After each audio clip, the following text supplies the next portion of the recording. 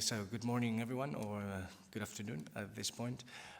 This session is going to be in English, which I think for some of you is going to be a relief after a lot of Spanish during the whole morning. This is the last session of the morning before we break to lunch, and it's called Public Service Media's Legitimacy Amongst Young Audiences. For this, I want to welcome Ignacio Gómez, who is the Head of Digital and Research at Radio Televisión Española, and Mariana Seraf, who is Head of Media Development at the European Broadcasting Union. Two great experts, which we are very happy to have here, and I know it's been difficult to get them here as well, so really appreciate your commitment to this symposium, and we thank you a lot for you being here, right? I think, the whole exposition is going to be around half an hour each, and then we'll have presumably another half an hour or so for questions. But Ignacio was suggesting that perhaps we can switch this around a bit, and he's probably, and Mariana as well, going to ask you questions as well, and perhaps have a bit of an interaction in between. I think perhaps we can start with Mariana, who's going to give us a bit of a European perspective on how is the situation with the youngsters and media in Europe. And after that, I think Ignacio is going to tell us about the quest for young audiences at Radio Televisión Española, which I think is going to be very, very enjoyable as well. So without further delay, Mariana, if you want to start. Thank you very much, and first of all, thank you very much for having me here. It's a pleasure, always a pleasure to come home. I'm Spanish, even though I'm based in Geneva. It's always a pleasure to come home, but it's also always a pleasure to be in touch with the academic world. It's an area a world that I actually personally enjoy very much and like very much, and I've had a great time with the previous discussion. So thank you very much for having me. I'm very eager to share a couple of insights and thoughts with you, but very much also eager to listen to your feedback, your ideas, and learn from you. But I've been asked to talk a little bit about the legitimacy of public service media for young people, which is definitely a question that is very much in our hearts. I'll explain why, and at the same time not always sure we're getting there. We have good positive activities and good positive learnings, but we're not always sure to be getting there, which is why for us in the EBU, this is a strategic initiative. Yes. So a little bit of context. I'm not sure if everybody knows what the EBU is. It stands for the European Broadcasting Union, la Unión Europea de Radiodifusión. We represent actually 112 member organizations in 56 countries, which means that actually overall it's 2,000 TV, radio and digital services from all of our members, with a potential audience reach of 1.07 billion people. Within the EBU, I'm actually head of corporate development and strategic initiatives, which means it's a lot of our own portfolio development. What are the key services that our members need from us? How can we support them to be more relevant to today's societies? But then also, in particular, strategic topics, which are actually, we revise them all the time, and some of them are more permanent than others. But at the moment, we want to put a focus on these 4 specific areas. One, obviously, artificial intelligence, which is exploding all over the place, so we need to see what does that mean for public service media. Sustainability, obviously from a climate and green and ecology perspective, but then also how can public service media thrive and be sustainable in the future. Diversity, equity, and inclusion. We touched upon it a little bit this morning, and Miguel actually made a point on men and women. So of course, this is a lot about gender, but it's also a lot about making sure we represent all societies. So it's questions of age, it's question of race, it's question of people with disabilities. Do we really represent all of our societies? Do we really make sure we are there for all of them and on behalf of all of them? And then young audiences, which is the topic of this session. Within young audiences, when we talk to professionals working for public service media, we talk about two different target ages. And actually, we know that within our members, it's different people working for one or the other. So kids, it's what we say as a reference up to 15-year-old people. That's kids, and then young adults, it's from more or less 16 to 25, but this is just a reference. We know it's very different in different televisions and radios. It's very much a stage in life, but we make that distinction to have a reference for ourselves. When it comes to kids, which is where I'm going to start with, we think actually this is the first generation that does not know and does not have public service media as a key reference for democracy or as a key reference for the day-to-days. So it is important that we, public service media, invest in creating content and unique experiences for them so that we can be connected to them in the future, obviously. How we try to do this? There's a lot of debate, I would say, when it comes to, yes, kids need to know your public service media brand in your different countries. They need to know about Televisión Española in Spain. They need to know about RAI. They need to know about France Télévisions. They need to know about all of the things that we are doing for them. That's an approach. But we've been a little bit provocative in the last couple of minutes with the previous session. There's also room to be provocative there. Does it really matter that they know this is your public service media and this is what we're doing for you? Or is it better that we focus on the content and the experiences that they really prefer? Then after they get this content and after they get this experience, they will start to knowing, oh, it was my public service media doing this. So what is really important is that big priority that we all have, that they know our brands and that they understand what public service media is, or is it better that we focus on really what they want and what they think is best? So within this debate and this discussion, we've been asking, actually, we went through lots of success stories in connecting with kids from all over our members. We went through all of them, and we realized that the key elements in common and behind these success stories are the ones that you have in front of you. First, this content needs to have elements of exploration and adventure that comes with surprises for the kids. They like it when there are fantasy roles and interesting characters with a lot of fantasy around them. They like the caring aspect when you invite kids to take care of something that is something they really appreciate. They like competition. They like, obviously, fun elements. They like it when the audience can participate and the audience is really taken care of as well, and when you really make an effort to engage with them. Obviously, we've noticed that when a story is very well written and, as an adult, you can identify, okay, this is particularly brilliantly produced and with the right tone for them, it works better with them. They like elements around family, and as you can see, it's mostly that ideal family, the family that you would like to have, something that you can relate to but also kind of look up to, where you see great characters with great relationships among themselves, and also, once again, a relatable scenario and a relatable world for them. It works very well, as you can imagine, when they see hosts, real life hosts that they think are cool and famous and that they can also relate to.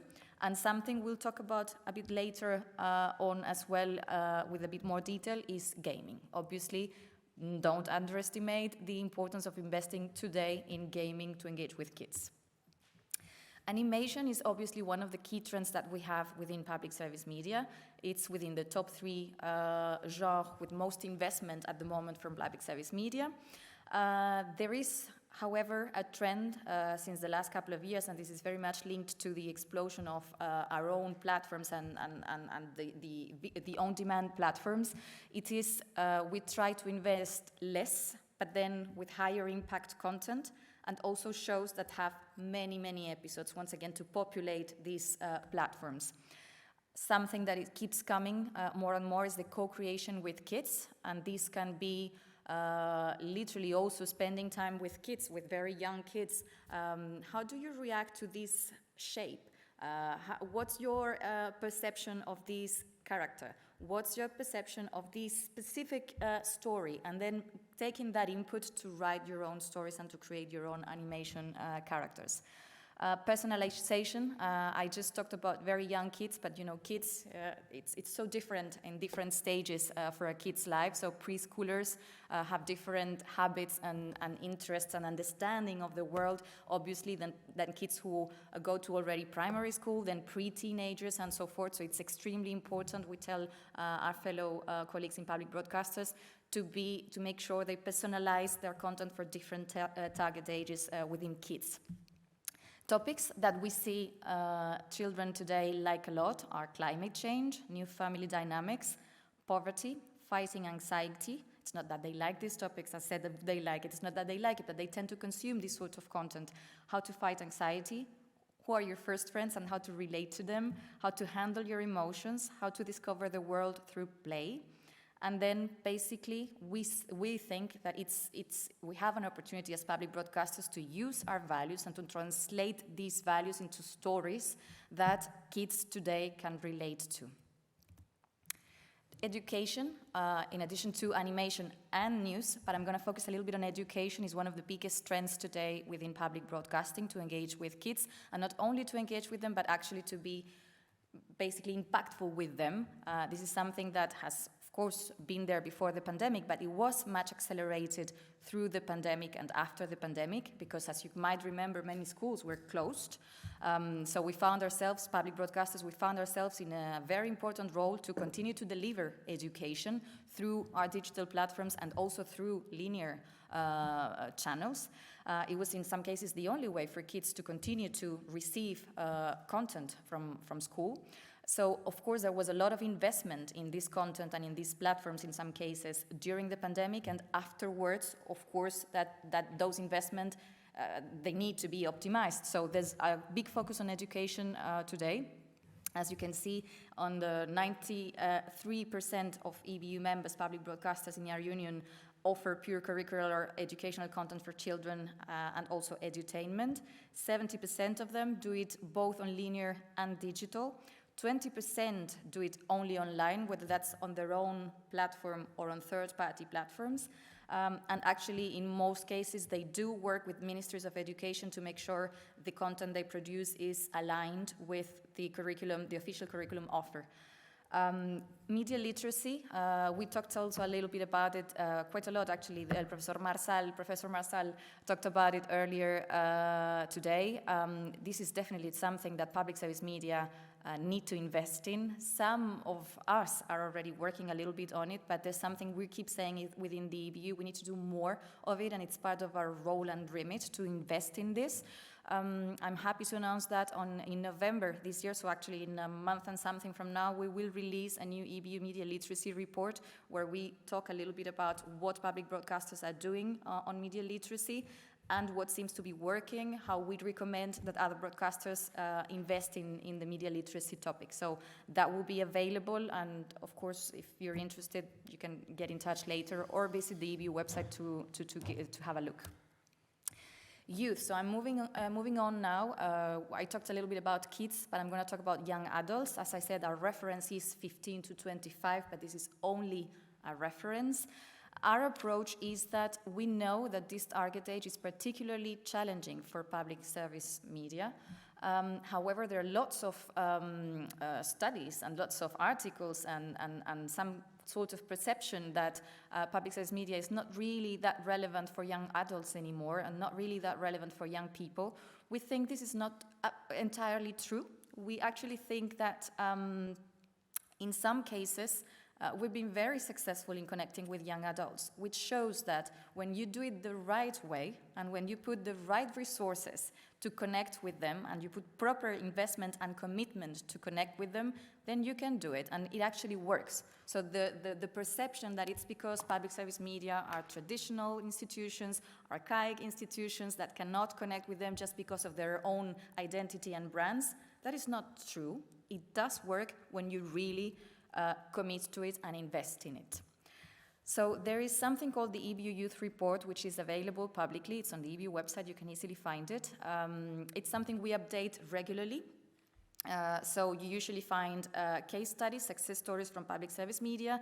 You find some insights on audience and media consumption from young people, but then also you find strategic recommendations that we use based on what seems to work well on these success stories, but then also on our conversations with our members. What do you really think would work well? And also our own observations in terms of maybe public service media should be doing less of this and then more of that. In summary, because for time constraints, we cannot go through the whole report, but some of the key messages that we tend to insist on for public service media to transform and be more relevant to young people. One of them is analyze and assess what your public service media brand really stands for. In some countries, we obviously work with a lot of diverse countries, and in some countries, the brand of the public service media is actually a brand that young people really like and really appreciate. In some countries, a little bit less. So you need to have a conversation and a reflection on how do you want to position your brand if the perception is what it is today? How do you want to use that? And there's actually quite a lot of debate on this as well. Some of our members have decided to launch new channels or new programs for young people, and they decided to get rid of their public service media brand because they thought this is going to harm us. It's not going to help us. Young people are going to see this and they're going to believe, okay, if this is my public broadcaster, then it's boring, it's old, it's traditional, it's not going to serve my needs.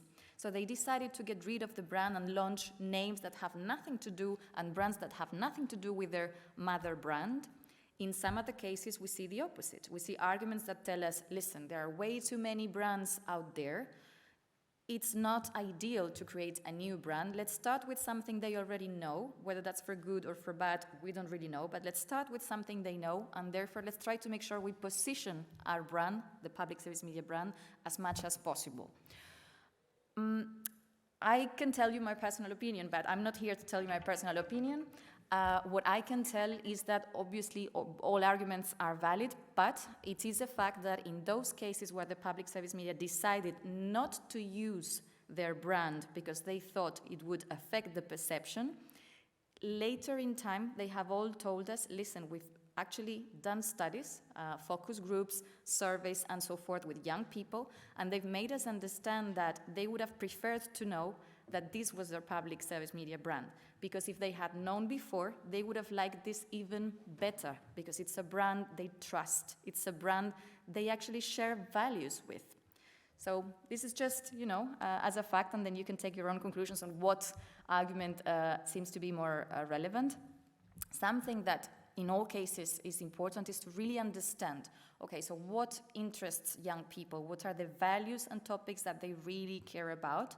It seems to be, according to a number of studies that we put together in our report, this is just a summary, they care about education and career, they care about friendship and love, they care about health, they care about environment and sustainability, global matters and globalization, and then they talk about these values as theirs: authenticity, creativity, purpose, diversity, and responsibility. And these values actually are very much linked to the values of public service media: creativity, diversity, innovation, and so forth. So we believe there's a real opportunity there to make sure that our values are conveyed and that young people do relate to what their public service media brands stand for. This is an example I use very much, so some of you might have heard me talk about this before, and for sure many of you, I think there's a Finnish person in the audience as well. This case actually started with Yle, the Finnish public broadcaster, but it's been now bought by many other countries and adapted by many other countries. The reason I'm talking about this is because it's about values. Sometimes we focus too much on media to have audience and to have figures, while we could, and we do sometimes tend to focus on media that creates impact. Mental is actually fiction, but it talks about stories of people with mental health issues. The reason to do this, basically, for Yle was because they realized that for young people, mental health was a taboo. It was actually a topic that they wouldn't talk about and that they would be embarrassed to talk about, while many of them do suffer some mental health issues at different levels. So this fiction created, it was this impactful, actually, message about a public service broadcaster doing something for society. They were there for young people. And they created then some, what I call some concrete impact, not just because people, after a survey, they expressed, yeah, now, thanks to this fiction, I now happen to feel more freely talking about my mental health issues. So this is actually good for me. It's created a better environment for myself. But then there were also call centers launched all over the country, which host calls from a lot of young people on a daily basis. I don't remember the exact figures. But they take the phone calls to basically talk and assess young people who now feel in a safer environment, in a safer context, to talk about their issues and seek for assistance. Réplica, Televisión Española, the Spanish television, it's just another example of how we can actually use values and create great content with some impact. And once again, I'm not talking about figures, I'm talking about the distinctiveness that you can have as a public broadcaster. Replica is a space where freestylers were expressing themselves about urban culture, and it is for me, once again, another example of showing your values, your public service media values, to create this connection with young people in a distinctive manner. It's a topic that talks to young people, but not in a massive way. It's about a minority as well, giving the voice to young people and showing culture in a very distinctive way. So once again, an example of how we can use our values as public service media brands to create the content that's going to make a difference for young people. The second advice, after talking about brands and what you do with your brand, very straightforward: put your money where your mouth is. Very often when I talk to executives in public service media, I ask them from 0 to 10, how important is it for you to connect with young people for your overall organization? You know, for your own strategy, you're a director general, a secretary general in a public television or radio. How important is it for you to connect with young people? They all give me the list an 8 out of 10. Many give me a 9, many give me a 10. And then my second question is, out of your overall budget, how much percentage goes to connecting with young people? And then the answer is, in average, 2% of the overall budget for the organization. You cannot say that it is a strategic priority for you to connect with young people and at the same time not put the resources into it. And when I say resources, I mean money. Of course, you need the money. But then you also need the mindset and the skills and the mentality to dare to change and to do things differently. This is just one example that I also mention very often. It's 17, it's from the Norwegian public television and radio. And the reason why I mentioned this here is because they did it. Once again, it's fiction. But what I really liked, it talks actually about, once again, a minority within Norwegian society. It's the kids of immigrants in Norway. So they wanted to give them a voice, but in order to do that, the script writers and the producers and the directors, they went and spent, I don't remember how much time, but weeks of time literally living with people who would represent this group that they were trying to describe. They spent time in their houses. They observed how do they behave, how do they relate to each other, how do they relate to the main characters in their lives, how do they relate to their mothers, for example. What are the key things that they react to, how do they talk. So a full immersion, spending your time, your life with the target age that you're trying to describe and at the same time to connect with. So this is, for me, a good example of investment in connecting with young people. Océan, this is from France Télévisions, the French television. Once again, this is, it is the story, it's a documentary of the transition of a trans man, now he's a man, and actually they gave France Télévisions, why I mentioned this as an example of investment, it's because it's very daring. So France Télévisions gave the main character a camera, basically to cover the whole process with a lot of freedom and a lot of editorial freedom, a lot of emotions during the process, in full transparency.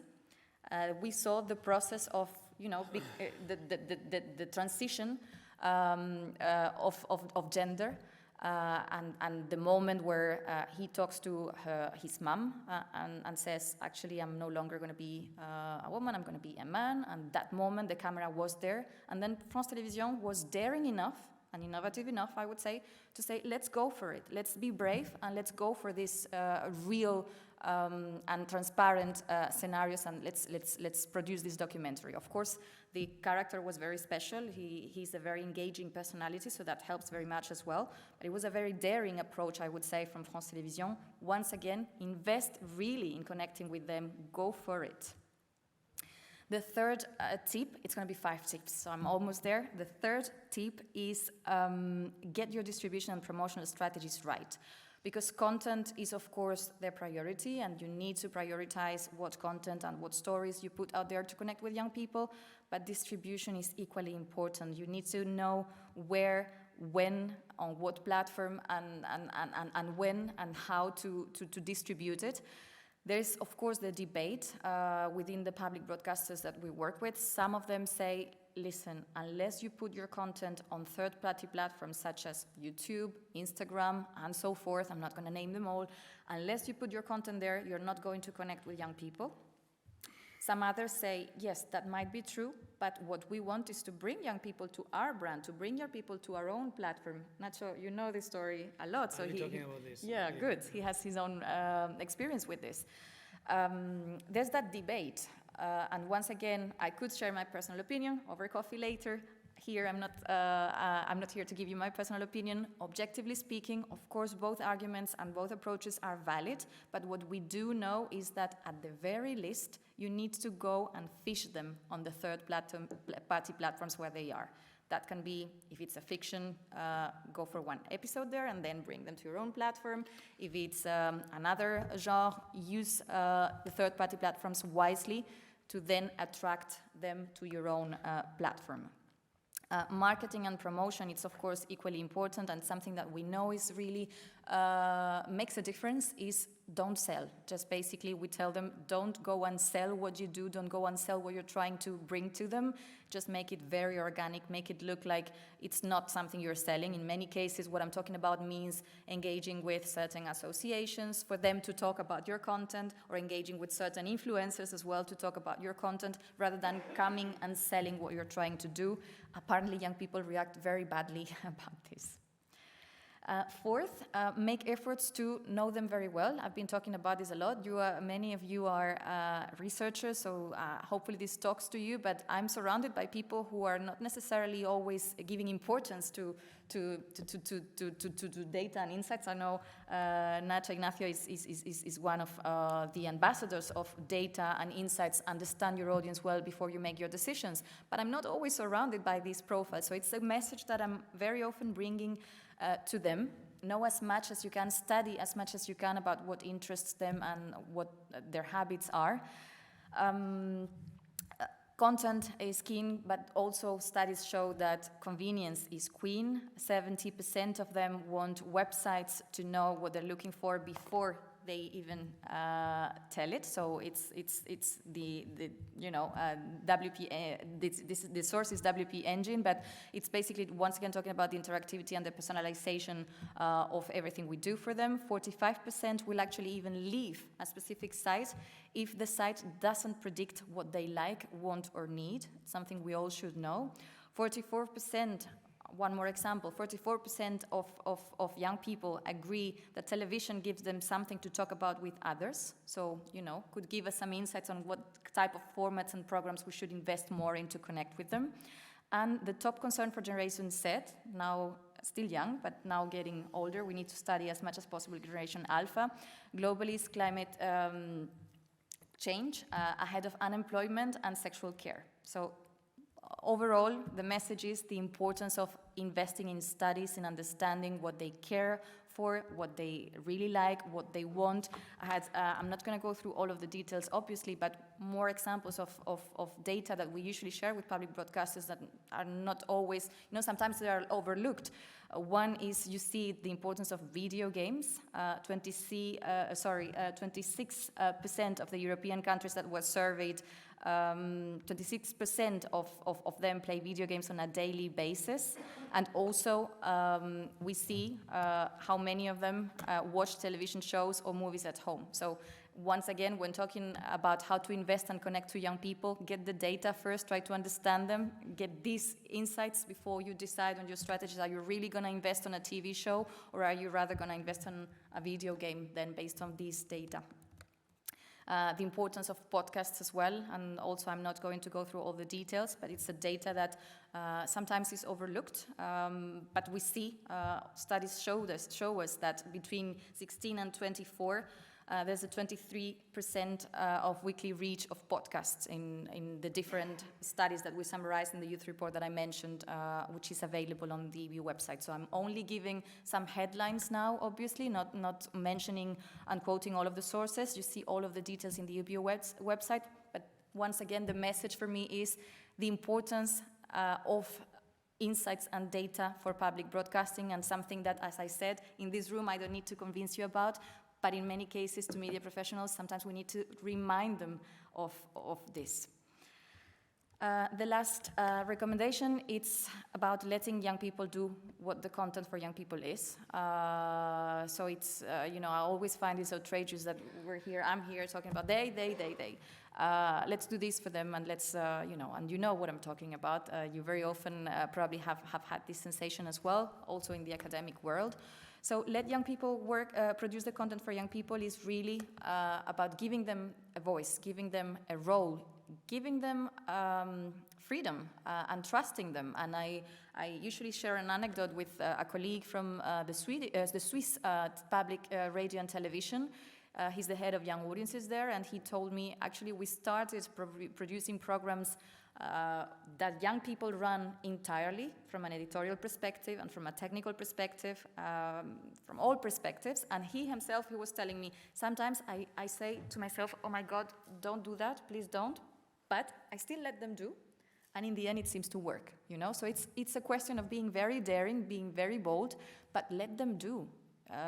They know what young people might care about. They are young people themselves. So let's give them a chance. Let's give them the possibility to express themselves on media content. And in many cases, we can learn a lot from them. So if you really want to connect with young people, then let young people do the media content. It's not always easy. This is just an example. Because of the region we're in, you might know the series of Casa do Cais.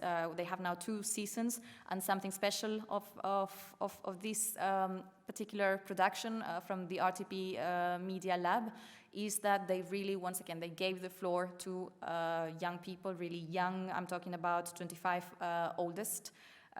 They let them write, produce, edit, and so forth, and the series has been a huge success. And they decided to talk about the stories of young people around LGBTQ+ characters and stories, which once again seems to be a huge success, and it's under discussion for an expansion beyond Portugal. So just another example. I've talked a lot in half an hour sharp. But you have, as I said, all of these materials, lots of insights, lots of sources, lots of reports and case studies in the EBU Young Audiences website. So it's ebu.ch/young audiences.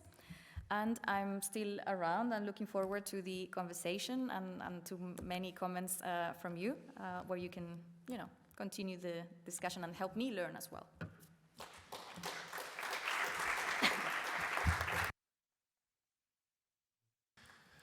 Thank you very much, Mariana, for this super detailed and I think it's a really complete insight of how young audiences behave and within European broadcasters. I think Ignacio is gonna give us the most concrete example now with RTV's case, with a work called Our Quest to Impact Younger Audiences. So Ignacio, whenever you're ready. Yeah, thank you. Good morning, everyone. I'm going to try to be as fast as I can because I know it's 2 p.m., especially non-Spanish nationals must be very hungry. I'm also happy to see that I'm very, very much aligned with what Mariana has just told you. I'm going to talk about how we are engaging with the young at RTV and the results of the efforts that we are making.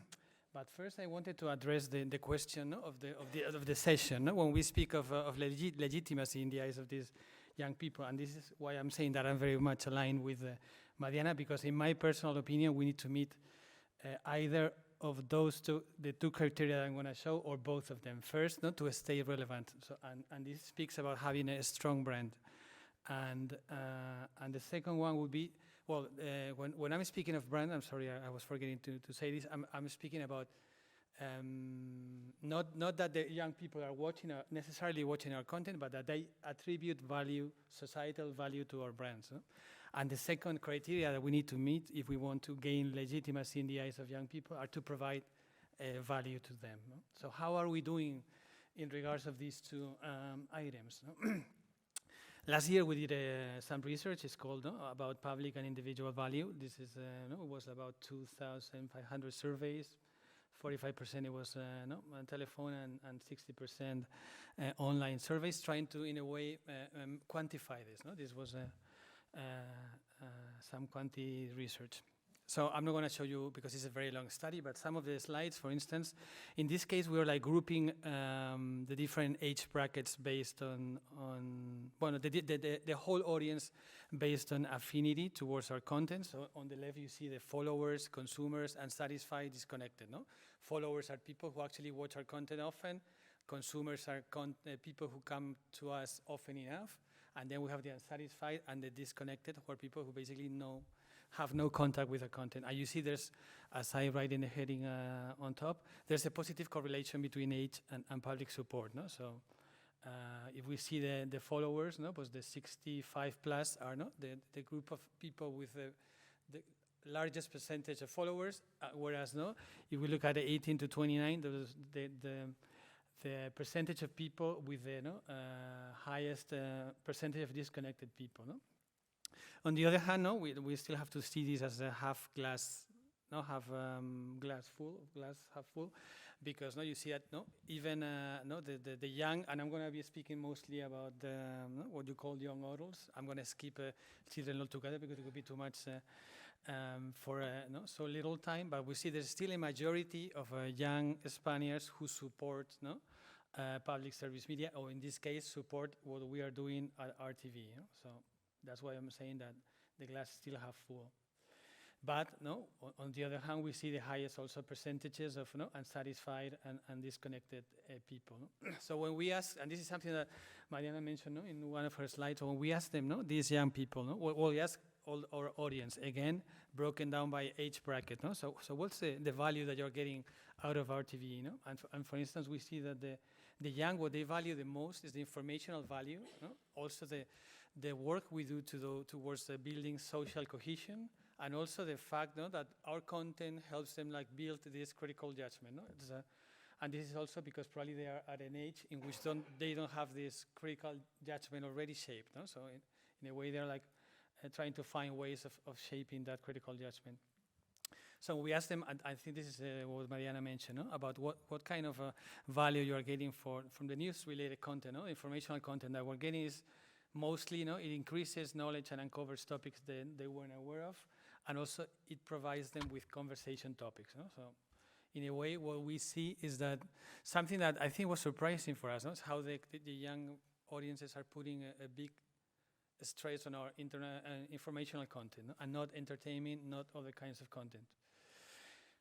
We also asked them this question, which is tricky for us, is if RTV no longer existed, I mean, what would there be something that you would be missing? In this case, it would be either educational, cultural programming, quality of information, content offering, or finding programs that you might be interested about. And again, the young people, what they would miss the most would be the loss of diversity and quality of information. Whereas for them, the entertainment value is not so important, probably because they find it elsewhere, as long as they are not very worried about not finding programs of interest somewhere else either. But we can't, even if I said that the glass is half full, in my opinion, and not half empty, we cannot fool ourselves, and we're going through a major issue, when it comes, or major trouble when it comes to engaging with the young audiences. What you see here, for instance, is the evolution of watch time, no? Linear TV, no? During the last decade, and you see like the top curve at the bottom. Those are like the two younger cohorts, no? The 4 to 12 and 13 to 24. And you see, for instance, no, it's the first time ever that the 13 to 24s, their watch time, the average daily watch time is 60 minutes, no? So it's actually been decreasing year on year. If we, for instance, see how often actually these segments contact, no, or watch a TV, we see that the daily frequency is also dropping. In this case, it's a longer period from 1995 onwards, and you see, for instance, that we've lost half the daily reach, no, from the 13 to 24, no, which was almost 75% back in 1995, and now it's 35%. So they are watching less linear TV, they are sitting in front of TV less frequently. So what's the outcome of this? No? So we see this progressive aging of the TV audience in Spain. No? So this is the aggregated audience that's watching TV on a daily basis. No? And you see year on year the percentage of watch time of these younger cohorts, it's falling again year on year. It's not only due to the fact that maybe they are like their changing behaviors are changing, as I'll speak in the next few slides, but also that we have a major demographic issue in Spain as well as in many other countries in Europe. And you see how the pyramid basically is aging from 1995 to 2022, and in the next 50 years, this was what happened in the last 30 years, and now in the next 50 years. So there are going to be fewer and fewer Spaniards aged 13 to 24. So these two elements combined, if now we don't normalize the data and we see the absolute numbers, we see that I would see pattern of decrease is not as linear. No? So it's actually starting from 2014 that the younger audiences are basically abandoning the linear, progressively abandoning the linear world. And the issue that we have, and I'll be talking about it in terms of a strategy on developing content, is we see that these three cohorts, 4 to 12, 13 to 24, 25 to 34, account for 13% of the TV universe, whereas they are almost a third of the population. So there's an imbalance between actually the profile of the TV watchers and the population profile. However, and even this is actually a trend that we need to basically to fight, or for which we need to come up with answers. We still see that we have lots of programs that engage very much with the young audience. I don't know, if some of you are not from Spain, you won't be familiar with these formats, but I mean, it's like Temptation Island. They're like talent shows. El Novato, for instance, it's with a very popular football player in Spain, Survivor, and then some of our formats, for instance, the MasterChef programs, and Benidorm Fest is also an RTV program, which is basically a music festival that we basically launched 2 years ago to actually select the candidate for the Eurovision Song Contest. So again, these programs have high numbers among young viewers, but as a whole, as I mentioned earlier, they don't come as often, they don't watch as much. Why is this happening? I mentioned the demographic issue, but now, I mean, why is their behavior changing? Of course, we have the arrival of the new SVOD services. Actually, as you see here, this is the latest data from the biggest national survey. This is data from last June, and this is the percentage of individuals actually having access to these services. And you see that basically these services are no longer niche services, but actually are becoming mainstream services. We also see the pervasiveness of social media, and for instance, YouTube has a penetration is actually pretty much the same penetration that a national general channels has on a monthly basis. So again, this is becoming more and more mainstream. It's true that when it comes to social media use, we also have to look for differences across generations, and we see, for instance, Gen Z, which will be the one that we are talking about now. They are like a stronger use of Instagram and TikTok, and compared to, for instance, millennials or Gen X. Also, we look at another element of change. Is the daily use of the smartphone. I mean, you see that actually the Gen Z are the ones who spend the most time on their cell phone on a daily basis. And actually, besides being a researcher, have 2 young adults at home. So for me, it's a very valuable input, and they are actually glued to their cell phone. So you see almost over 4 hours of cell phone used per day. So all these elements together, the outcome is that actually Spaniards are watching more and more audiovisual content than ever before. It's like actually the blue part of the chart would be I would say traditional television. The gray would be a video on social media, and the garnet would be video on the new platform. So if we account for all of this, it's like people are watching more content, like audiovisual content than ever, but basically on very different ways. If we look also at these on generational terms, we see that there are also differences. That the Gen Z actually watch less video. Remember that they were spending over 4 hours of daily mobile use, but they don't watch as much video as, for instance, the people in my generation, which and actually they watch less traditional TV, they watch more YouTube and more video, social media video. They watch more video on smaller devices. So actually, we need to account for all these differences when we are thinking about our content and distribution strategy. So how are we responding to all these changes? Of course, I think yesterday was, I think one of the keynote speakers mentioned the digitization of historical media. Of course, we are investing a lot in digitalizing all of our services, and this is not something that we started yesterday. As you see, our first streaming service, we launched it back in 2008. So over years, basically we are developing, I would say, more and more robust and powerful streaming services, so that we can have applications such as the ones that you guys are seeing. Also, for this specific target, actually, we are growing very much our social media footprint. This is aggregated data for 2022 compared to 2021. So actually it was 46 social media brands put together. Again, someone mentioned yesterday, we invest a lot of time on social media. This is almost more than 400,000 posts, social media posts back in 2022. And you see, for instance, we are growing in terms of video views, in terms of interactions, and you see, for instance, how TikTok is quickly becoming a strategic social media platform for us, PSM. We also, at some point, we decided to launch a specific brand targeting the younger audience. We decided to name it Place. Actually,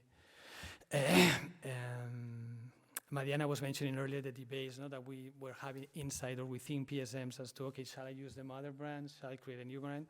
She said she wouldn't share her personal opinion. I'm sharing mine. I think it was a mistake. I think in hindsight, we should have tried to rejuvenate the mother brand, using this, I would say, a strategic line of content and not creating a different brand. But then you see Elon Musk killing Twitter, and renaming it as X, so you never know. I don't want to interrupt you, Nacho, right but what you're saying, once again, I wouldn't share my personal opinion unless we're having coffee over there, but what you're saying is what everybody who has gone for a brand without their mother brand, everybody has said what you're saying now. We regret having done this. So why did we decide to launch a specific brand targeting the young? First of all, because we were seeing these generational gaps, and yesterday I was sorry to miss the section on values, but this is something that comes up, every week, like their attitudes are different towards work, towards my life, towards everything, towards content, Their interests are different. So, I mean, we see this growing divide between generations, and what we see is increasingly hard for us actually to create content that appeals all these age brackets. This is, for instance, a talent show that we launched, we premiered last week. This is the data from the 2 first episodes. We were broadcasting it on Tuesday and Monday and Tuesday, sorry. So you see that, for instance, the data on the left is the share. So actually, for instance, in the 13 to 24s, it had a 16.5% share, which means it was very appealing for that age segment, but then it wasn't as appealing for the plus 65. And what happens here is that the plus 65, as I showed you earlier, there are many, many, many more plus 65s watching TV than under 24s. So this creates a big issue, no, for televisions, no? And you realize, no, if you skew your content too much to towards the younger people, maybe you are start losing the older audience. And this is something that is on top of our, I think, table or working table on a daily basis, no? How to solve this conundrum. So this is also why we decided, okay, we're going to create a brand that's going to go tailor, no, specifically for the young. Also, no, we thought we could take advantage. It's not only that they watch different content, but they watch content differently. No? Of course, they have. I mentioned the mobile, the phone use, and how they like this individualized consumption habit. No, they want to have full control of their watching experience. Of course, the swipe culture, no, either like horizontal or vertical. Again, no, we needed to account for this, and I think Mariana mentioned this too in one of the stats. The fact that they wanted this personalized experience that is often comes back from the algorithmic platforms. No? So basically, they know what you like, and I'm going to serve you exactly what I know that you like. No? So this is what they want the most. There were other prior examples, both in Spain and in other countries. In Spain, Atresmedia launched Fluxer, Mediaset Empty-Mat. In the UK, we have BBC Three. In Germany, it was Funk. I think there was someone here from Belgium. I don't know if it's sitting right at the moment. There was Tarmac also from RTBF. So different examples. And across the years, I think they've gotten like different degrees of support. No? Like maybe, as Mariana was saying, at some point they started to not put their money where their mouth was. It's true that it's not the case of BBC, but for instance, I would say Atresmedia basically slowed down investment on this brand. And actually what they are doing is developing more original content and integrating that content into their streaming platforms. So what did we want to achieve with this brand? No? As I mentioned here, we wanted to create content that appealed to the young people, today's young people, putting this strong accent on urban culture and emerging talent, talk about identity, diversity, and representation. We wanted a youth-oriented channel that didn't talk down on you, so we didn't want to patronize the young people, and actually we do this by hiring young creators, working with young talent that actually speak the young people's language, and know the young people's interest. We wanted actually to develop new formats, and actually wanted, the last one is also important, to be very rigorous, to avoid falling into work caricaturization, as I'm saying here. No? It's true that sometimes, as we, not just us, the other public service media, we are talking about lots of social concerns, so today gender, many, I would say, sensible issues, so we need to do this in a very rigorous way. Some of the types of formats that we're having, the short vertical form, is true that we're investing a lot on vertical video, like YouTube launched Shorts, and TikTok is very, and Instagram are also very much invested into vertical video. Then we have the video podcast that I'll be talking about shortly. The factual formats, Mariana mentioned Replica, like for instance, freestyling, which is actually something that we are very much invested in. And then the short fiction. And this has this pyramid layout because, of course, short fiction is more expensive, so we don't produce as many short fictions as we produce short vertical form. This is another conundrum that we were having at the beginning, is how decentralized our distribution strategy should be. Should we try to bring people to our own platform? Should we not basically give up and distribute our content on all the other social media and video platforms?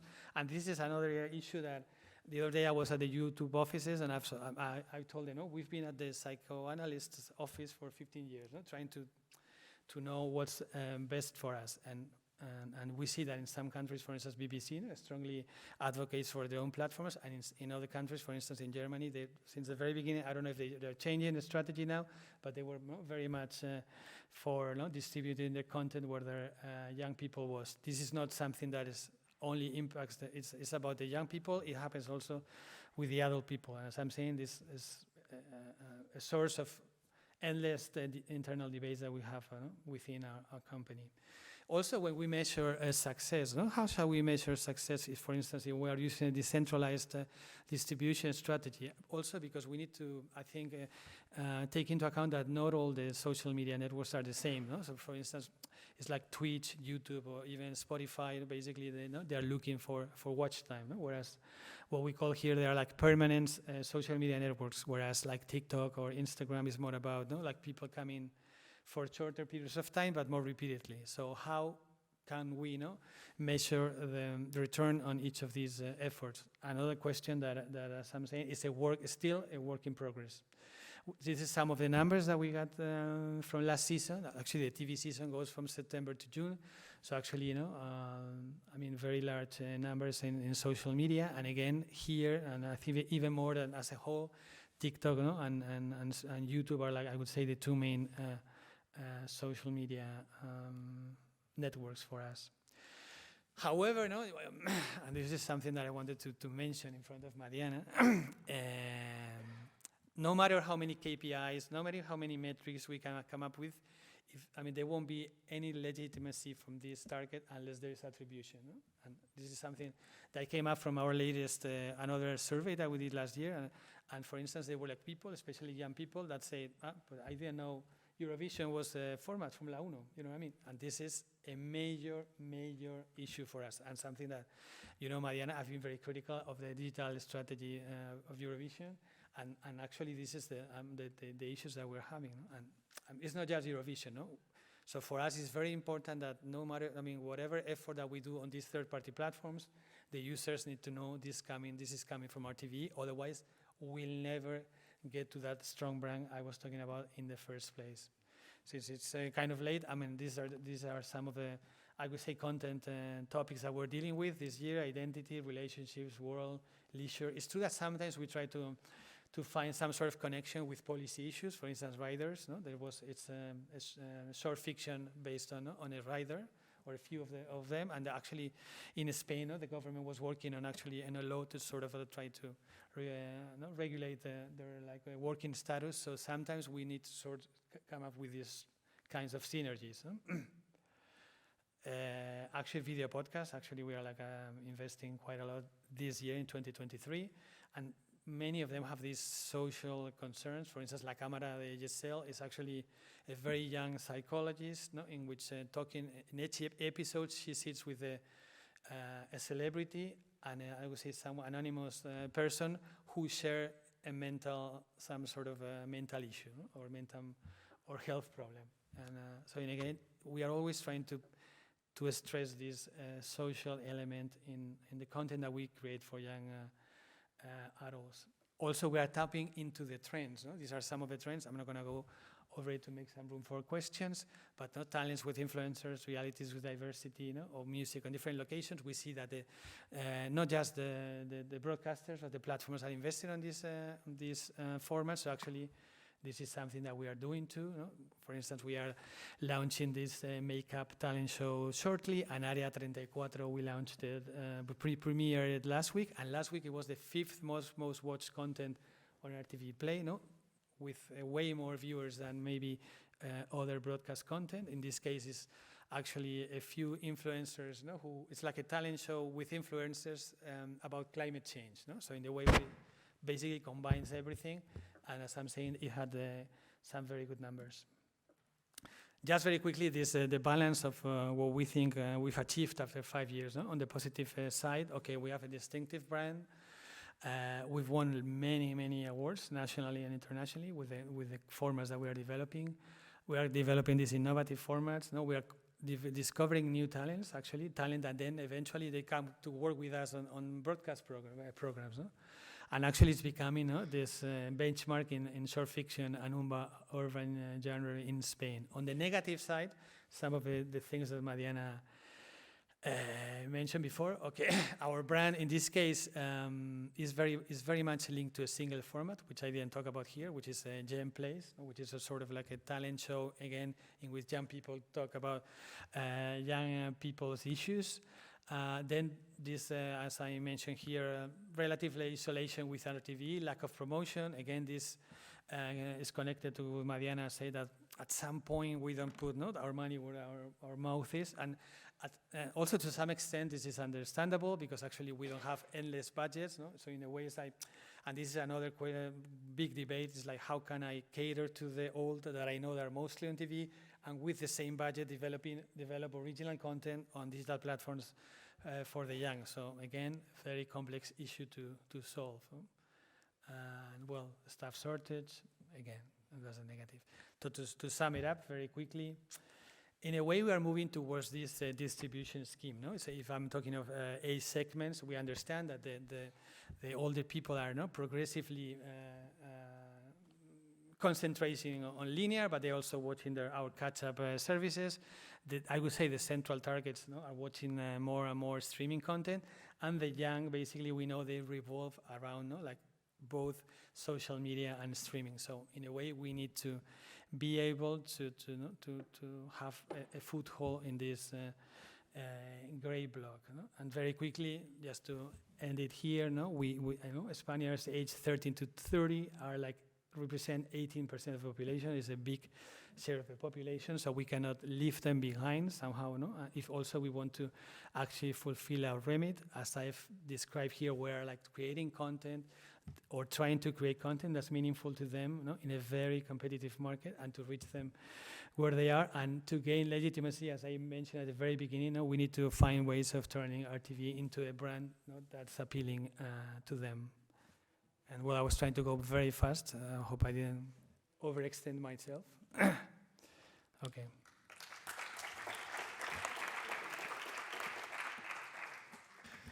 Thank you very much, Ignacio, for this wonderful presentation. I think, I know some of you might be hungry already, but I think both presentations are worth some questions. So if any of you have any questions now before we go to lunch, please share. Can I ask a question? Yes, of course. Does this resonate? Does this make any sense? Because, something, we were talking about it earlier. I already said that I very much enjoyed the previous panel, but sometimes we're way too much into our own bubble. Sometimes we spend a lot of time in our own world, and for us it makes sense. I mean, actually everything that Nacho was saying makes total sense to me, because we are often in touch. What I'm saying, of course, I'm hearing every single day, so it makes total sense. Can I ask you for some feedback? Does this resonate? Does it make any sense? And you're not only academics, you're also users of public service media. No, yeah. In fact, before the answer, I was mentioning to Martin the same thing before. It's like, if there are no questions, we'll ask the audience, because some of you guys are in that age segment. So for us, it's interesting to know if you feel you can relate to the efforts that we're making, not even here in Spain, in other countries, if you guys are from other countries. So for us, it's also interesting to hear from you.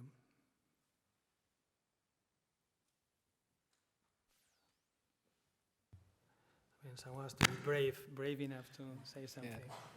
Yeah.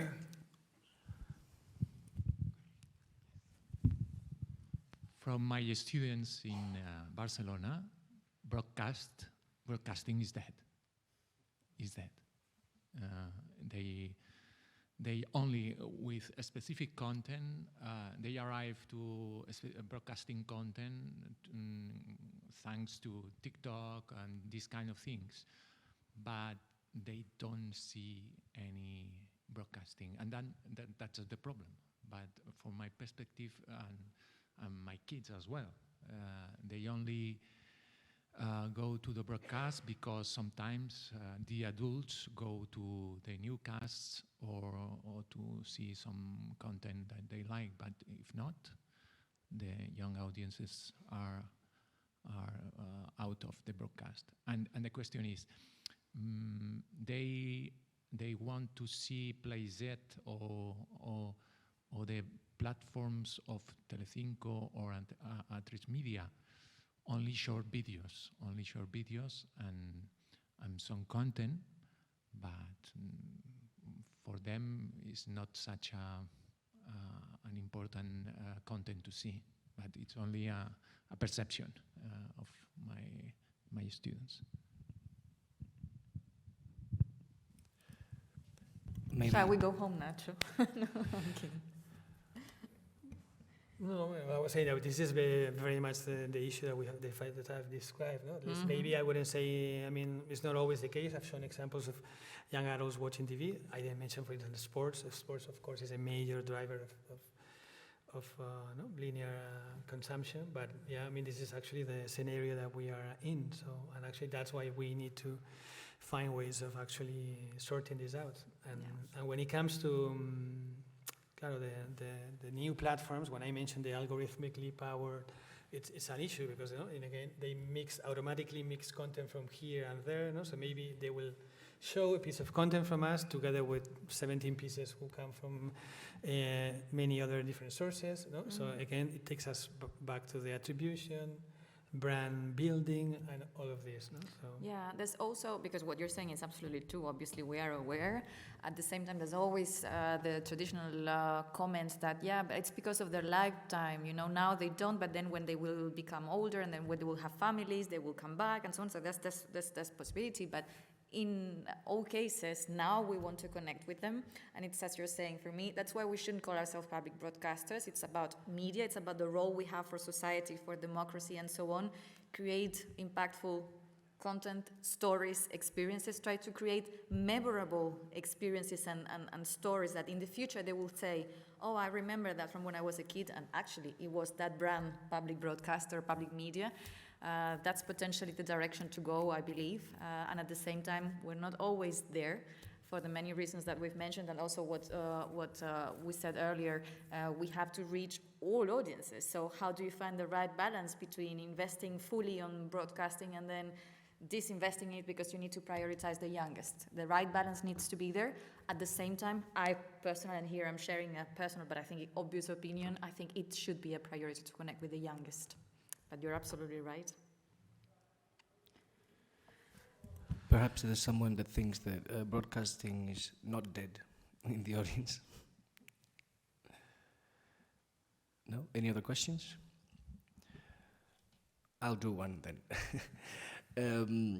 Since this whole brand dissolution or brand hiding is apparently a complicated topic to agree on, I want to ask about the margins of broadcasting and particularly for your opinion on this. I think it's not precisely a question, but for example, I think of cases such as News in VRT, which is like a news program, a newscast that happens on Instagram exclusively, right?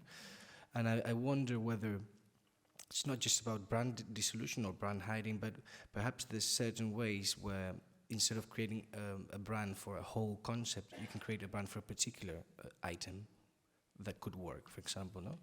Or if I think about the margins where of the metaverse, which I think Wes is an expert here, and he could perhaps share some insights on that.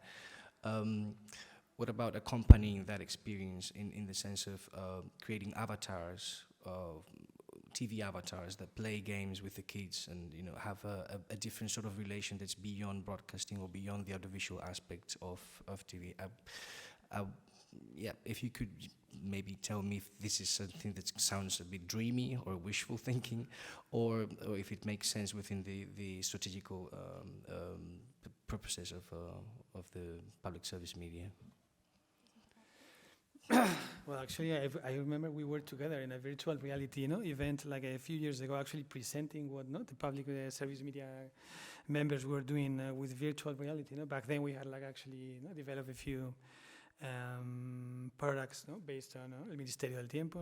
If you guys remember, it was like a popular fiction show, and actually Mariana was talking about what other members were doing. So actually I think maybe this is something that is not so well known society-wise. It's like we are usually very innovative. We devote plenty of resources to innovation. So it can be virtual reality, it can be working with avatars or artificial intelligence. So actually we are coming up with products. So we're always trying to explore. So, but of course, again, it's like we have the resources that we have, and as I'm mentioning, we have to basically tend to many different areas. So maybe sometimes this is not so visible because actually we cannot devote, 10 million euros to actually coming up with this. But we work, with many local and international companies actually developing very, I would say, innovative experiences. So, and what you mentioned about the Instagram, we actually, for instance, started distributing news content on TikTok maybe 1-2 years ago. It's a very actually a strong brand within TikTok. On YouTube now, or like in the news channel, it's I think the most popular news channel in Spain.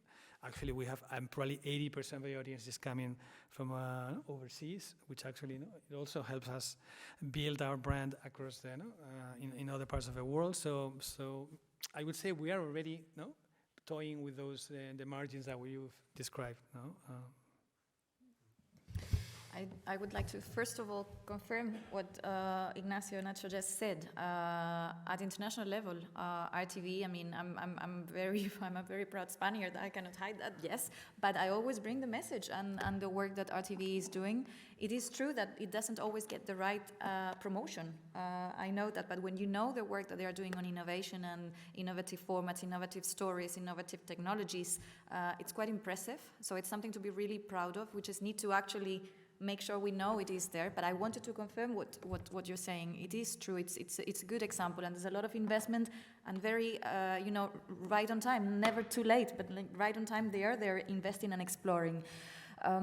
So when it comes to innovation, yes, I think we should be, and some are doing it, but we should be trying new things. I talked about gaming earlier. It's something that we are encouraging within public broadcasting at the moment to invest more in it, because as you said, broadcasting, what is broadcasting? If young people, what they want is gaming, then let's try and explore. That's another way of content. It's part of our role and our remit to be there in different ways. So it can be innovative genre, it can be innovative formats, it can be innovative technologies, it can be also innovative stories and experiences. The experience, I very much like, for example, something we've been doing recently for the last 3 years. It's the Say Hi campaign. It's for kids, actually, so it's not for young adults, it's for kids.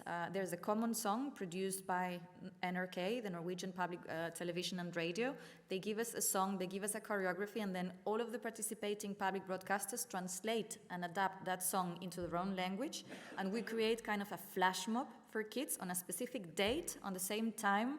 The kids are taking part in the same song and in the same dance to promote friendship and to fight bullying in schools. Why I'm talking about this? Because it's not broadcast, it's an experience. Children really like it because they feel part of something bigger. It's a European movement, and they feel that they are doing something to improve the world, so it's value-driven. And then, of course, we use that content for our linear or digital channels. So it's content after all, but it's about the experience. Innovating on experiences, I think it's something we can do. The branding issue, for example, I just talked about Say Hi. Say Hi is now kind of well known in the countries that are participating. Schools know it. Did they know that it was RTV in Spain doing it or not? I'm not sure. Do I think it's important that they know? Yes, I think it's important. Brand attribution, I agree with you. It's extremely important. No, and I wanted to say that if I was critical earlier, with ABU regarding Eurovision, I think they do a great job helping us actually, pool resources and do projects together, and maybe make run more cost-effective projects when it comes to these new technologies. I now was remembering some members working on developing content on Roblox. Actually, I think it's a project partially funded by DBU. So in a way, this is why we have to be creative in terms of seeking alliances. And sometimes it's okay, why can I not contribute these resources? BBC can contribute the resources, or I can contribute these resources. Actually, we can actually put together a project that we wouldn't be able to set in motion on our own way only. So perhaps as a last question to close, if there's not any more questions, I want to ask you about the challenge of communicating these innovations and these projects. From your perspective, do you think public service media is doing a good job communicating this? And perhaps how could they do it better? I think we are not doing a good job. Actually, we are not doing a good job because we are like a historical broadcaster, so we are very good at making spots for TV, but maybe we are not so good at actually coming up with new, brand campaigns on TikTok, for instance. So the couple of examples that Mariana mentioned about NRK, I mean, there is actually an event also within the EBU where we share the most innovative, I would say, brand campaigns on a yearly basis. And actually, among all of us, they're very good examples, but I think we have a lot to learn about this. And actually, when I was mentioning earlier, working with younger talents, some of the best, I would say, campaigns of initiatives have come from these actually very young people, no? Who've brought like very good ideas, and actually we've done something that we have never tried in the past. So I think it's a work in progress, but it should be higher in the priorities of each of our companies. I fully agree. My answer is straight. No, we're not doing a good job. I think we are doing a good job on innovation. We could always do better, but I think we are doing it. But is it well known? No. Is it appreciated? No, because they don't know. Why? In all modesty, because believe me, it's really with modesty that I'm going to say, Nacho, Ignacio, and I find ourselves very often in the same fora because we are into innovation, we are into transformation. We've been pushing for this for years. It's our background and our mentality and our drive, but it's not always the case within public service broadcasting, and many colleagues still prioritize traditional ways of thinking and producing media. So innovation is, yes, sure, it's cool, but it's an isolated small thing. Then they wouldn't necessarily prioritize the promotion of innovation because we are broadcasters after all. So that mentality, I mean, it is there, and the message is there, but I think there's a little of, the culture change is still lacking, and hopefully we will get there. And I was going to mention a final thing about this. Sometimes I think we need to allocate funding for marketing. No? So it's something that since we weren't used to actually do campaigns on Instagram, because you know what I mean? We had the TV, we were like very much used to having our spots on TV and having like a very large percentage of the population watching that content. So we felt we were already like a media, communication medium, so we didn't need to run, I would say, campaigns elsewhere. And now this is actually turning around or turning upside down, and this is why we need to actually develop this expertise and allocate the funding, because otherwise, we won't see these campaigns. We'll never see these campaigns coming. So thank you very much, Mariana and Ignacio. Thank you all for being here. We're closing the session now, going for lunch, and then see you perhaps later in the afternoon. Thank you very much.